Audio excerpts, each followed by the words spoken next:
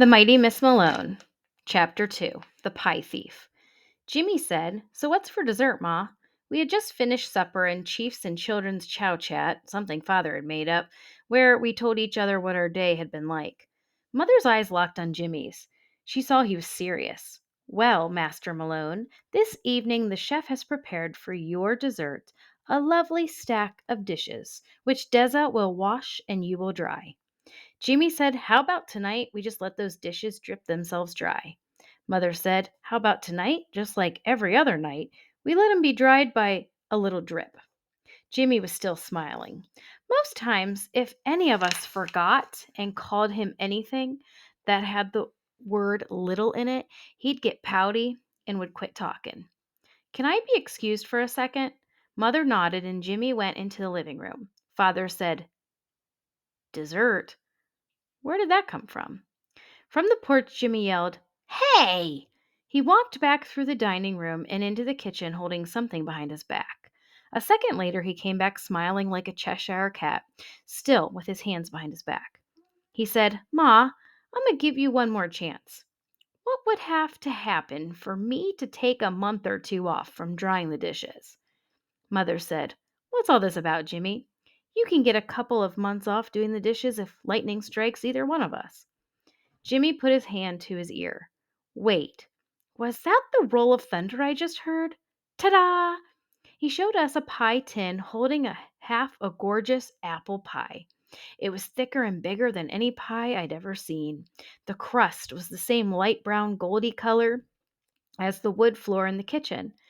There were strips of dough on it in a crisscross way, and some of the juices had bubbled up and oozed out. Father said, "Where'd you get that pie?" Jimmy said, "You don't know, and you don't want to know." I had to shake my head. Jimmy loves talking about rocket ships and outer space, and I figure that's because he comes from a different planet than the rest of us Malones, and most other people who live on Earth, too. He was smiling and making his eyebrows go up and down.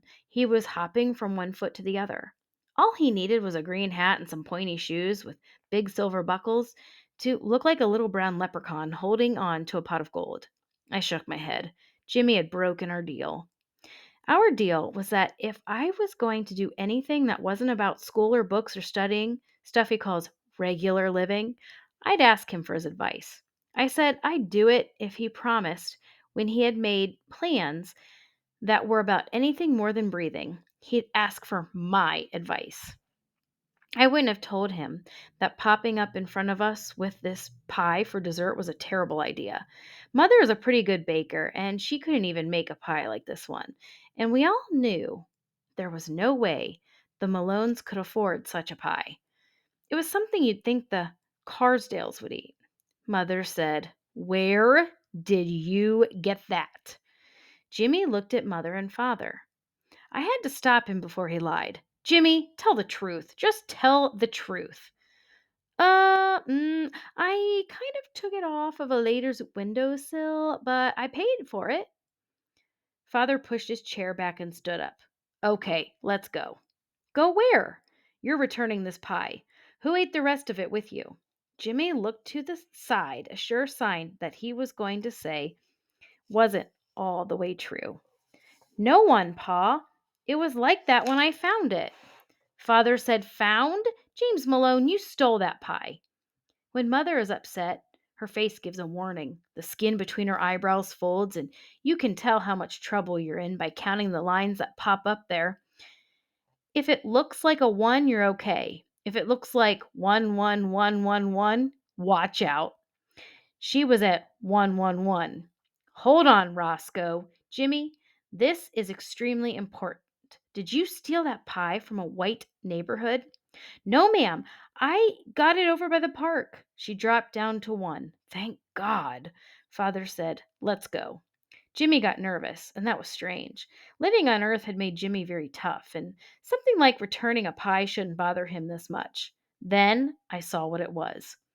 He'd be humiliated to death if any of his criminal friends saw him being dragged down the street by his father like a 5-year-old kid.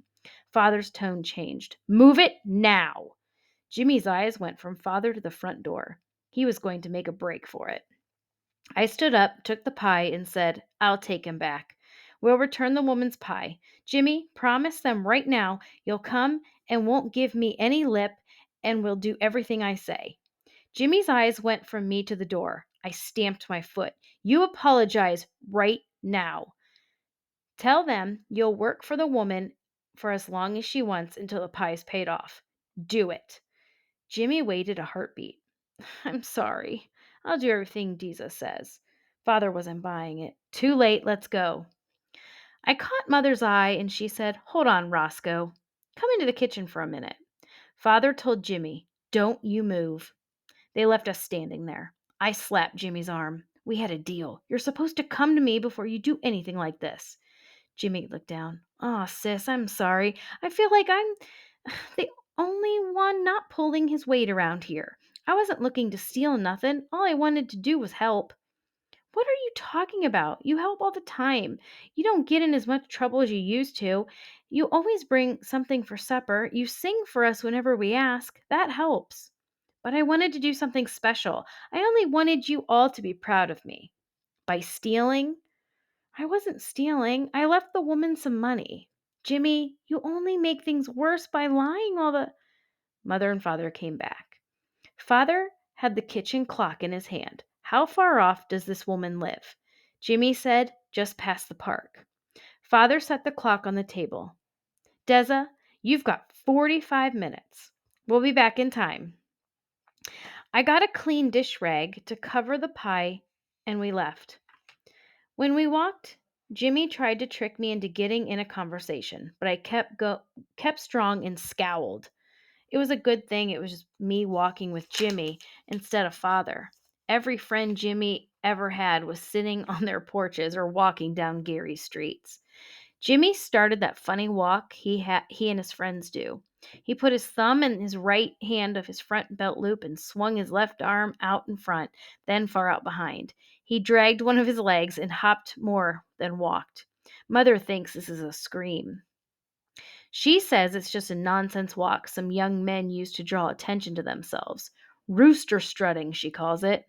Jim, Jim, one rooster strutter yelled. What's shakin'? Ain't nothing going on but the rent, baby. Where you headed, Pops? Just taking baby sis over to the park to lay this pie on some po' folks. We pull, baby. Jimmy laughed. Ain't that the truth? Catch y'all later. I could tell we were close to the woman's house. Jimmy started walking like a normal person, and the nervous look came back to his face. He stopped. Sis, I gotta tell you the truth about something. You don't have to say a word. I know you didn't pay anybody for this pie. I did pay, but it was a whole pie when I first got it. I hid it under a porch chair before I brought it in, and when I got outside, a rotten stray dog was chomping on it like an old bone. He ran off the porch with it in his mouth, but dropped it on the sidewalk. And Jimmy, you were going to let us eat the pie that a dog had dropped out of its mouth on the ground? Deza, stop interrupting, please. I cut the chewed on parts off and wiped the dog's slob off the rest. I said, God kissed it, devil missed it, and it wasn't on the ground long enough to pick up any germs. He pointed at a beautiful house down the street. It was that place there. Is there any way you and me could eat the rest and let Ma and Pa think we gave it back? We could leave the tin on the porch. Are you crazy? I had to give it a try. Come on, let's get this over with. We're not going to give that poor woman a pie that was dropped on the ground and that a dog had been licking. We've got to get rid of it. He said, I'll drop it in the sewer. I bet the rats won't mind a little dog slob. I started to hand the pie to Jimmy, then stopped. What he had said made me think. It was such a beautiful pie that it did seem a shame to waste. But there was no way me and Jimmy would eat it. The Malones shouldn't get anything good from something that Jimmy stole. I pulled my tin back. No, come on.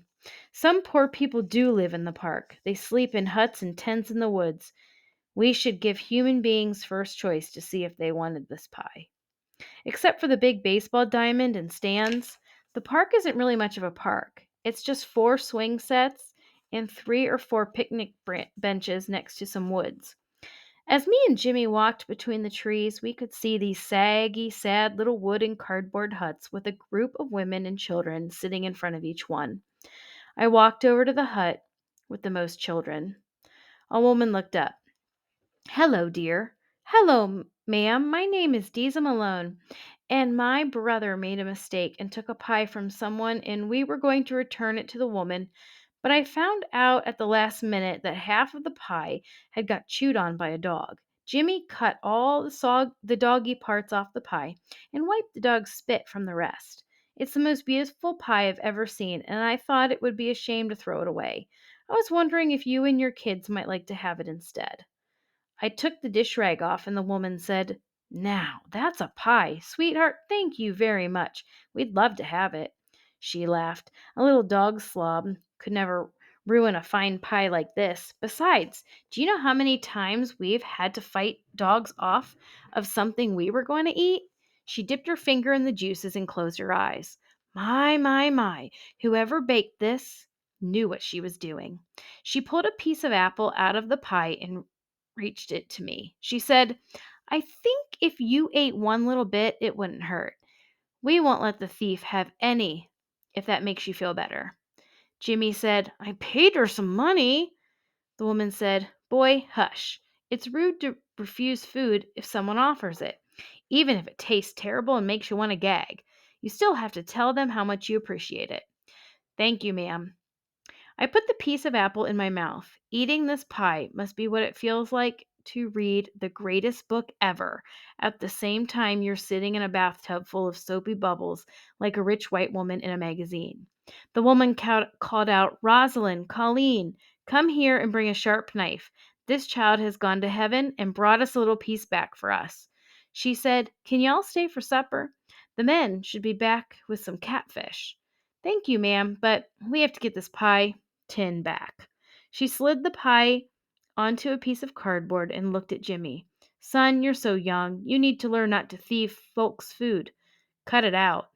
Jimmy said, "I'm 15." She looked surprised. "I don't care how old you are. What kind of example you setting for this here girl?" Jimmy said, "I know it was a mistake. I said I was going to apologize." "Fine, but before you do, could the two of you do me a favor? Whilst you're at the pie lady's house, could you distract her so the thief here could stuff a couple of 'em under his shirt for me?" Even Jimmy laughed. I said, "Thank you, ma'am. We've got to be going." She said, "No, sweetheart, thank you." I wiped the tin with the dish rag as we headed toward the house of the best baker in the whole world.